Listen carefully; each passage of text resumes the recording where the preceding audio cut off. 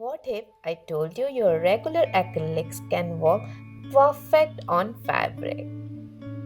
Hi everyone, in today's video, I'm going to show how you can make your acrylic paint ready for fabric painting.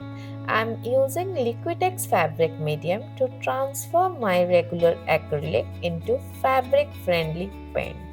For this demo, I have taken Deco Art acrylic paint and to give it a shuttle sign, I have added a bit of satin varnish.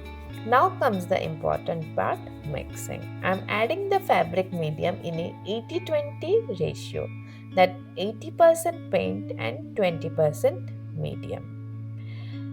This ratio works perfectly for me with deco paints, but remember it may vary depending on your paint consistency.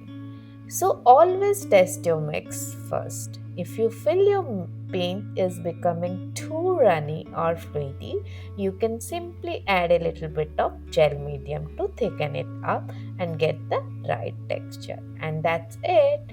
This is how you can easily convert any acrylic paint into fabric paint. Perfect for textile art, pouches, bag, and more. I have been absolutely loving this technique lately. Do check out my other videos where I have used this method for fabric painting on pouches and bags.